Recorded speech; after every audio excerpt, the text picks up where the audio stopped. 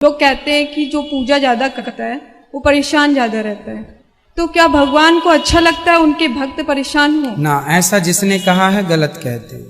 क्योंकि महाराज जी मेरे घर में सब खुश हैं। 4 साल से मेरी जो स्थिति है बहुत ही खराब हो गई है, तो हम ज्यादा पूजा करते हैं तो सब लोग यही कहते हैं कि तुम ज्यादा पूजा करती हो इसीलिए परेशान हो, पूजा मत किया करो। कलयुग में ऐसे कहने वाले लोग ज्यादा हैं। और बल्कि जो भक्ति करता है भगवान को तो उसका और सम्मान करना चाहिए और लोगों के सामने उनको अच्छा दिखाना चाहिए। यहाँ तो हम लोग जो भी करते हैं वो गलती होता है और उनकी पूजा तक आ जाती है बात की पूजा मत किया करो।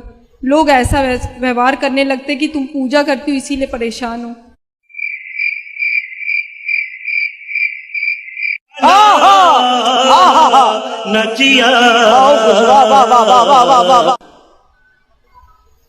देखिए, पूजा करना चाहिए, आप करते रहिए।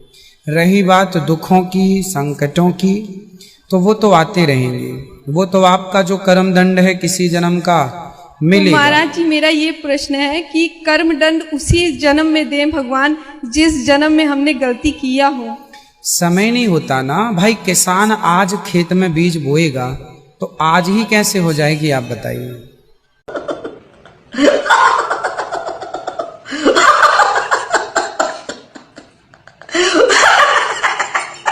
अगर आप कुरान शरीफ पढ़ेंगे, कई आयतें हैं कि अल्लाह सुब्हाना व तआला ने आपको जिंदगी दी। पहले आप थे नहीं, फिर जिंदगी दी, इस धरती पे आए, फिर आपको मौत देंगे, फिर आखिरत में उठाया जाएगा। आप जो कर रहे मुर्दों को जान दी जाएंगे आखिरत में, ये हम मानते हैं कि एक बार हम इस धरती पे आते, नेक्स्ट लाइफ इज आखिरत। उसी तरीके से वेद में भी जिक्र है अबाउट पुनर्जन्म, नेक्स्ट लाइफ, सेम हूबहू जिस तरीके से कुरान में लिखा हुआ है। लेकिन आम हिंदू मजहब के जो गुरु है, स्वामी हैं, इन लोग जब ये जानने लगे, एक उनको कठिनाई पेश आई। वो देखने लगे कि कई इंसान जब पैदा होते हैं, कोई अमीर पैदा होता है, कोई गरीब पैदा होता है, तो भगवान he can not be unjust. भगवान अनजस्ट नहीं हो सकता है कि कोई इंसान को हेल्दी पैदा करता है सेहत के साथ, कोई इंसान को कंजेनाइटल दिल की बीमारी से पैदा करता है, कोई इंसान को अमीर घर में पैदा करता है, कोई इंसान को गरीब घर में। तो भगवान ना इंसाफ नहीं हो सकता। तो ये जो स्वामी लोग हैं, इन लोग ने एक नई चीज निकाली, संस्कारा। हिंदू मजहब में कहते संस्कारा, जो इंग्लिश में कहते हैं cycle of birth and rebirth, birth death, birth death, birth death. कहीं भी वेद में नहीं लिखा हुआ है कि birth death, birth death, birth death, कहीं भी वेद में नहीं लिखा है। चैलेंज है मेरा कि इंसान जो कर्म के बेस के ऊपर, कर्म और धर्म की फिलॉसफी, कर्म मतलब अच्छे कर्म करोगे धर्म के हिसाब से, तो अगले जन्म में आप अच्छे पैदा होंगे। अगर आपके कर्म बुरे होंगे तो अगले जन्म में आप हो सकता है कि लूला पैदा होंगे या लंगड़ा पैदा होंगे। और जो कहते हैं कि आप इंसान 7 बार बनेंगे, ये कौन कहता है? वेद नहीं कहती, ये स्वामी जी लोग कहते हैं। कोई वेद में कहीं लिखा नहीं है, क्योंकि उनको ये नहीं कह सकते थे कि इंसान क्यों गरीब पैदा होता है, क्यों अपाहिज पैदा होता है। उनकी सोच कम थी, इसीलिए नई फिलॉसफी लेके आए, ट्रांसमाइग्रेशन ऑफ सोल।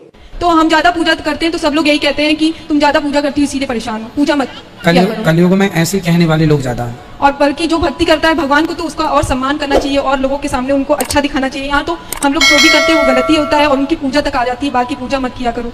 लोग ऐसा व्यवहार करने लगते कि तुम पूजा करती हो इसीलिए परेशान हो। मैं कहूंगा मेरे वालिद से, मैं आपको वालिद मानता हूं, ठीक है, लेकिन दूसरे आदमी को बोलता है तू मेरा पिता है, दूसरी औरत को कहता हूं कि तू मेरी वालदा है, तू मेरी माता है, और मेरी माता को मैं पूछता भी नहीं हूं, उसके मुंह देखता भी नहीं हूं, तो क्या मेरी माता मुझसे खुश रहेंगी? तो सही खुदा की इबादत करो, सही खुदा को सिजदा करो। गलत खुदा की इबादत करना शिर्क है। कुरान में लिखा है, सूरह निसा सूरा नंबर 4 आयत नंबर 48 और सूरह निसा सूरा नंबर 4 आयत नंबर 116 में लिखा है कि अल्लाह ताला चाहे तो कोई भी गुनाह माफ कर सकता है, लेकिन शिर्क कभी भी नहीं माफ करेगा। यह वेद में भी लिखा है। वेद में लिखा है, यजुर्वेद चैप्टर नंबर 32 मंत्र नंबर 3 में, न तस्य प्रतिमा अस्ति, वो खुदा की कोई भी प्रतिमा नहीं है। प्रतिमा संस्कृत में उसकी मानी होती है सब कुछ के, फोटोग्राफ, स्कल्पचर, आइडल, सारे चीज को समेटते हैं प्रतिमा की मानी। उस खुदा का ना कोई अक्स है, ना कोई मूर्ति है, ना कोई तस्वीर है। अगर आप बुत परस्ती करते हैं तो आप वेद के खिलाफ जा रहे हैं और कुरान के भी खिलाफ जा रहे हैं। गलत खुदा की इबादत कर रही है तो ये गलत है। हमें सही खुदा की इबादत करना चाहिए। दूसरा, कोई भी गुनाह करे, शायद अगर खुदा चाहे तो आपको माफ कर सकता है, लेकिन